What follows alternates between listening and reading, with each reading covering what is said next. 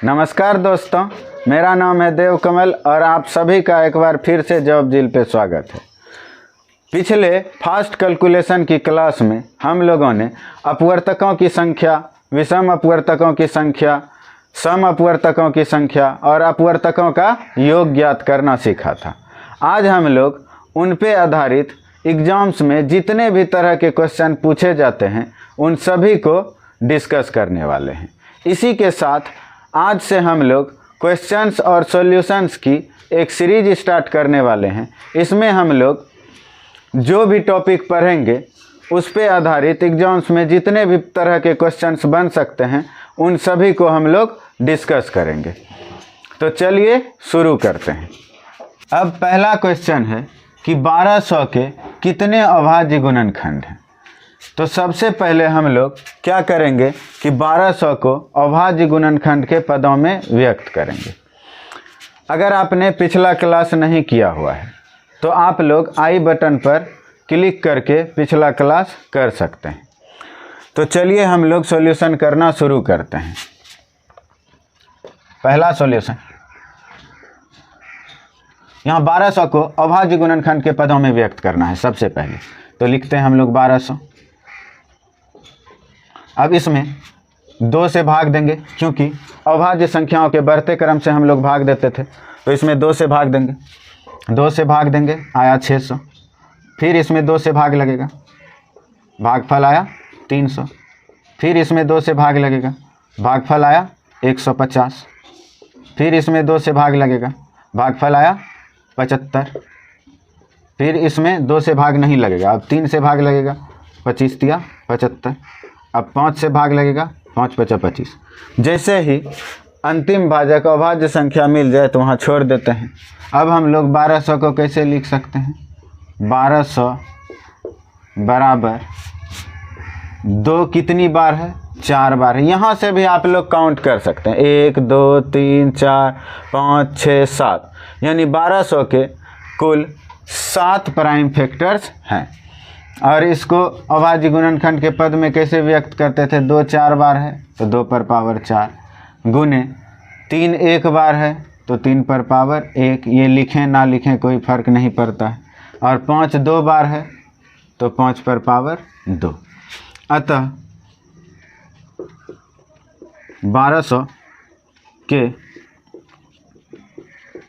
अभाज्य गुणनखंडों की संख्या बराबर 4 जोड़ 1 जोड़ 2 बराबर 7। तो 1200 के कुल 7 अभाज्य गुणनखंड हैं। अब यहाँ पे जो दूसरा क्वेश्चन है इसमें पहले से ही अभाज्य गुणनखंड के पद में तोड़ के दिया हुआ है और पूछ रहा है अभाज्य गुणनखंडों की संख्या। तो डायरेक्टली हम लोग क्या करेंगे, सभी भाजकों के पावर को ऐड कर लेंगे। 3 2 5 और 5 10। तो इसको डायरेक्ट लिखते हैं हम लोग। दूसरा सॉल्यूशन, 2 पर पावर 3 गुने 3 पर पावर 2 गुने 5 पर पावर 5 के अभाज्य गुणनखंडों अभाज्य गुणनखंडों की संख्या बराबर 3 जोड़ 2 जोड़ 5, 3 2 5 5 10। यही इसका आंसर है। अब यहाँ अगला क्वेश्चन है कि 10 पर पावर 2, 6 पर पावर 4, 17 पर पावर 3 के कितने अभाज्य गुणनखंड हैं। अब यहाँ पे 17 तो अभाज्य संख्या है लेकिन 6 और 10 अभाज्य संख्या नहीं है। तो इसको करने के लिए हम लोग क्या करेंगे, देखते हैं सॉल्यूशन तीसरा। 10 पर पावर 2 गुने 6 पर पावर 4 गुने 17 पर पावर 3 को हम लोग लिख सकते हैं। 10 को हम लोग क्या लिख सकते हैं, 2 गुने 5 अब ये दोनों अभाज्य संख्याएं हैं और इस पे पावर 2 है तो 2 दे दी। 6 को हम लोग लिख सकते हैं 2 गुने 3 और इस पे पावर 4 है तो 4 दे दी। और 17 तो अभाज्य संख्या ही है तो इसको इसी तरह से छोड़ देते हैं।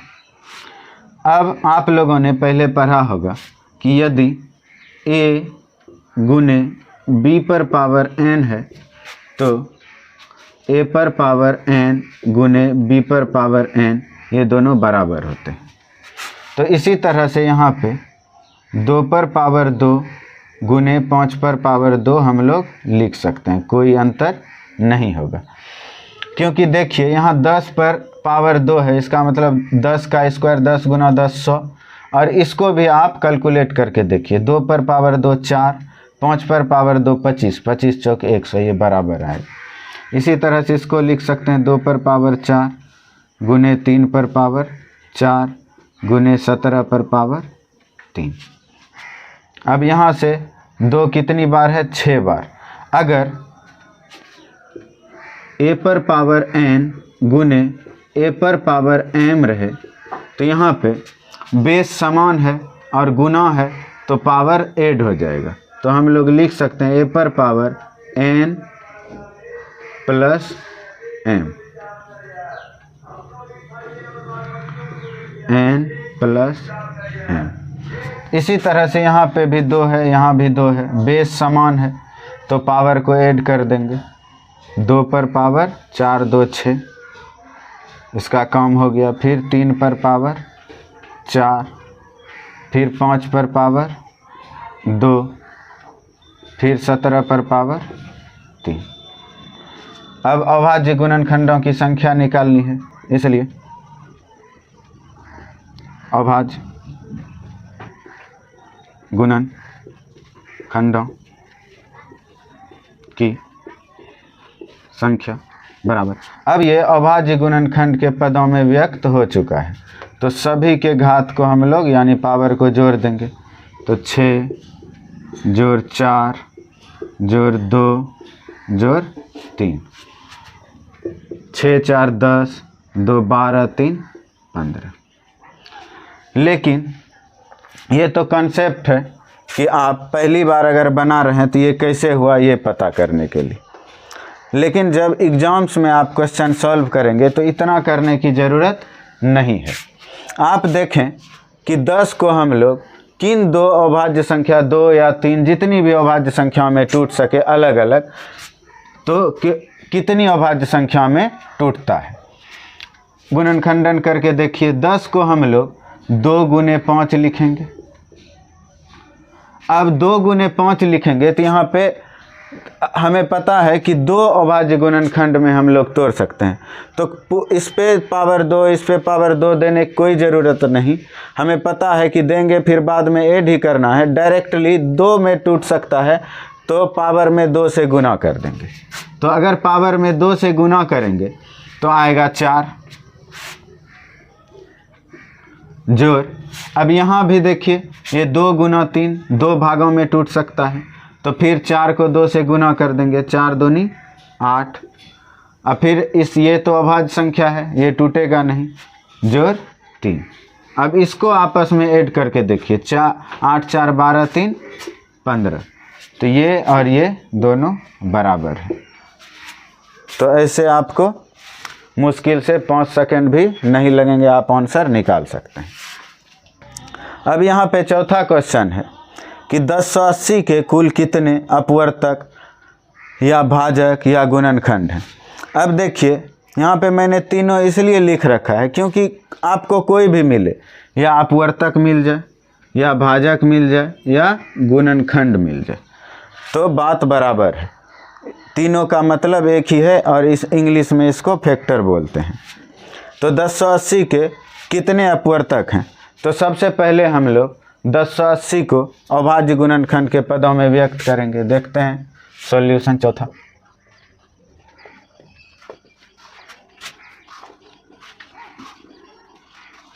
दो से भाग दीजिए, 2 पंचे 10, 2 चौके 8 0, फिर 2 से 27 दूनी 54, फिर 2 से 135 बार में। अब 2 से नहीं लगेगा, 3 से भाग दीजिए, 3 चौके 12, 3 पचे 15, फिर 3 से 15 तिया 45, फिर 3 से 5 तिया 15, इसलिए 1080 बराबर 2 कितनी बार है?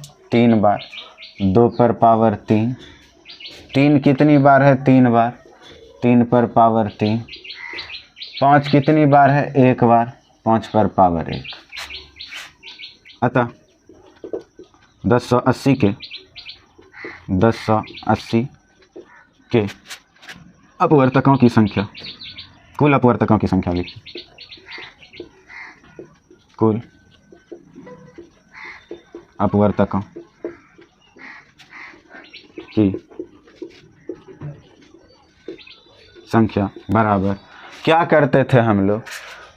सभी भाजकों के घात में 1 जोड़कर उनको आपस में गुना करते थे। तो 2 पर पावर 3 है और 3 में हम लोग 1 जोड़ेंगे, तो 3 जोड़ 1, फिर इस 3 पर पावर 3 है तो इस 3 में भी 1 जोड़ेंगे, 3 जोड़ 1, फिर 5 पर पावर 1 है, इस 1 में भी 1 जोड़ेंगे, 3 1 4 गुने 4 गुने 2, 4 चौक 16 दूना 32। तो अगर आप 1080 के सभी अपवर्तकों को लिखना शुरू करें और उसे काउंट करें तो 1080 के कुल 32 अपवर्तक होंगे। अब 5वां क्वेश्चन देखते हैं। 5वां क्वेश्चन है 2 पर पावर 3, 5 पर पावर 2 गुने 7 पर पावर 3 के कुल कितने गुणनखंड हैं या फैक्टर हैं। अब यहाँ पे ये अभाज्य गुणनखंड के पदों में पहले से ही व्यक्त है, तो सिंपली हम लोग सभी के घात में 1 जोड़कर उनको आपस में गुना कर देंगे। तो लिखते हैं 2 पर पावर 3 गुने 5 पर पावर 2 गुने 7 पर पावर 3 के कुल अपवर्तकों की संख्या बराबर 3 में 1 जोड़ेंगे, 3 जोड़ 1 गुने, फिर यहाँ पे पावर है 2 में 1 जोड़ेंगे और इस पावर में भी 1 जोड़ेंगे, 3 1 4 गुने 2 1 3 गुने 3 1 4, 4 तिया 12 बर चौके 48।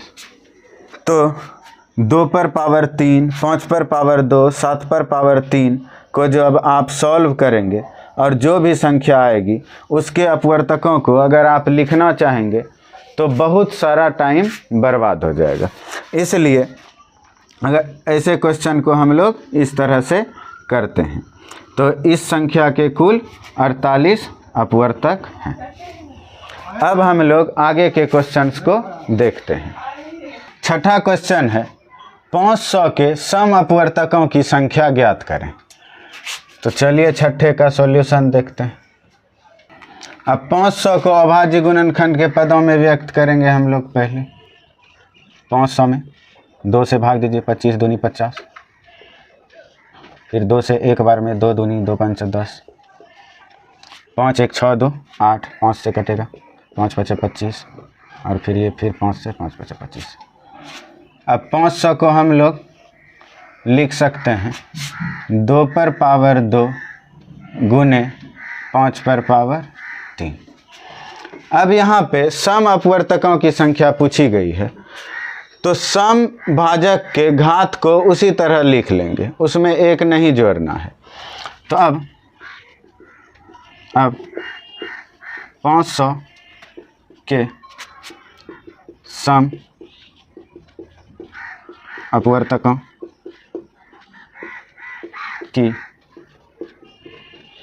संख्या बराबर, अब यहाँ 2 के घात को कुछ भी नहीं करना, यानी एक ही अभाज्य संख्या ऐसी है 2 जो कि एक सम संख्या है, तो सम भाजक के पावर को उसी तरह से लिखना है। 2 को हम लोग ऐसे ही लिख दिए और जितनी भी विषम भाजकें हैं उसमें हम लोग उसके घात में 1 जोड़कर उनको आपस में गुना करेंगे। 3 1 4,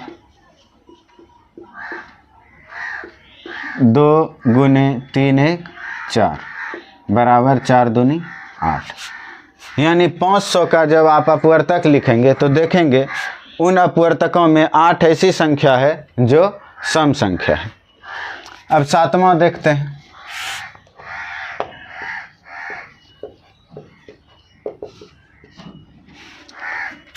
दो पर पावर 3, 3 पर पावर 2, 5 पर पावर 5 के कितने विषम अपवर्तक हैं।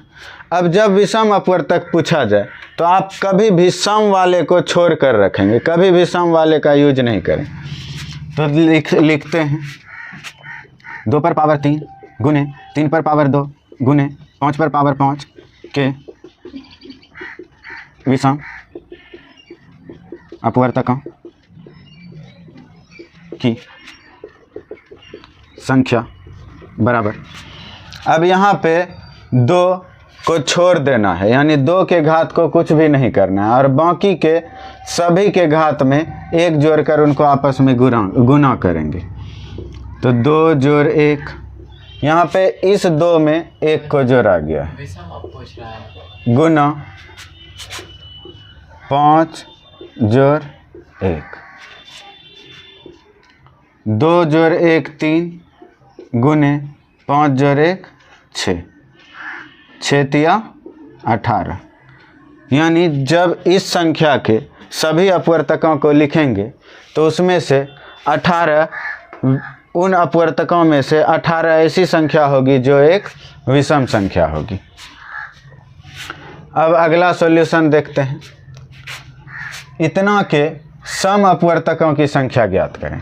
अब फिर से यहाँ पे 10 और 6 दोनों ही अभाज्य संख्या नहीं है, तो इसको हम लोग पहले अभाज्य संख्या में तोड़ देंगे। तो लिखते हैं 10 पर पावर 2 गुने 6 पर पावर 4 गुने 17 पर पावर 3 बराबर लिख सकते हैं हम लोग 2 गुने 5 पर पावर 2, 2 गुने 3 पर पावर 4, फिर 17 पर पावर 3। इसको लिख सकते हैं 2 पर पावर 2 गुना 5 पर पावर 2, फिर इसको लिख सकते हैं 2 पर पावर 4 गुना 3 पर पावर 4 और इसको 17 पर पावर 3। वैसे ही अब ये बेस समान है, पावर जुट जाएगा। तो 2 पर पावर 6 गुने 3 पर पावर 4 गुने 5 पर पावर 2 गुने 17 पर पावर 3। अब इसके सम अपवर्तकों की संख्या निकालनी है, तो 2 के घात को वैसे ही रहने देंगे इतना के। अब सम अपवर्तकों की संख्या, सम अपवर्तकों की संख्या बराबर 2 के घात को वैसे ही रहने देंगे 6 गुने और बाकी सभी के घात में 1 जोड़ेंगे। 4 1 5, 2 1 3, 3 1 4। अब इसको आपस में गुना कर दीजिए। 6 तिया 18, 18 दूना 36 और पे 1 0। ये जो है 5 गुने 2 को हम लोग लिख सकते हैं 10, तो यहाँ पे आ जाएगा 2 गुने 2। अब इसको गुना कीजिए। 6 तिया 18, 18 दूना 36 और 5 गुने 2 10, तो 360। यानी इस संख्या के सम अपवर्तकों की संख्या 360 आएगी। अब अगले क्वेश्चन की तरफ बढ़ते हैं। 9वां क्वेश्चन है 400 के सभी अपवर्तकों का योग ज्ञात करें। अब 9वां सॉल्यूशन करते हैं। सबसे पहले 400 को अभाज्य गुणनखंड के पदों में व्यक्त करना। 400 में 2 से भाग दीजिए, भागफल आया 200, फिर 2 से भागफल आया 100, फिर 2 से भागफल आया 50, फिर 2 से भागफल आया 25, फिर 5 से 5 भाग। इसलिए 400 बराबर हम लोग लिख सकते हैं 2 पर पावर 4 गुने 5 पर पावर 2। अब जो है इतना के सभी अपवर्तकों का योग ज्ञात करना है। तो ये कौन सी संख्या है, इसको सरलतम रूप में पहले लिखिए। 2 पर पावर 4 का मतलब है ये 16 है, और 5 पर पावर 2 का मतलब है ये 25 है। अब इसके सभी अपवर्तकों को लिखिए, 1, 2, 4, 8 और 16। फिर इसके सभी अपवर्तकों को लिखिए, 1, 5 और 25। इनको आपस में जोड़ दीजिए। 16 4 20, 8 2 10, 20 10 30, 1 31 गुने 25 5 30, 1 31।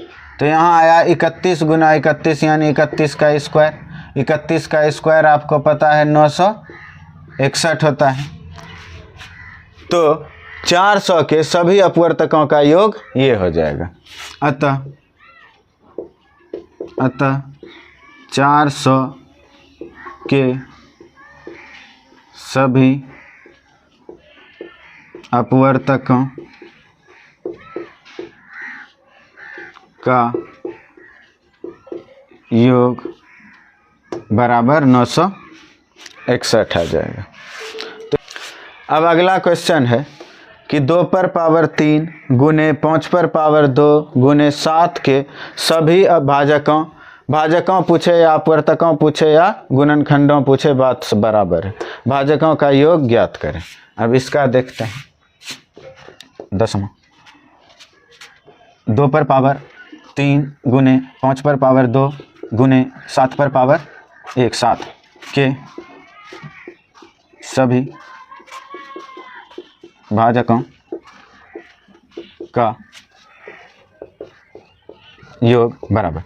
तो सबसे पहले इसको हम लोग सरलतम रूप में लिखते थे। तो इसको सरलतम रूप में जब हम लोग लिखेंगे, 2 पर पावर 3 मतलब ये 8 है, गुने 5 पर पावर 2 मतलब 25 है, और ये 7 है। अब इन सभी के अपवर्तकों को लिखकर योग करते थे। तो 8 1 2 4 और 8 से विभाजित है, 25 1 5 और 25 से विभाजित है, और ये 7 1 और 7 से, क्योंकि ये अभाज्य संख्या है। अब इनको आपस में जोड़ के गुना कर देंगे तो वही इसके सभी भाजकों का योग आ जाएगा। तो 8 4 12 2 14 1 15 गुने 25 5 30 1 31 गुने 7 1 8। अब इसको आप लोग गुना कर सकते हैं।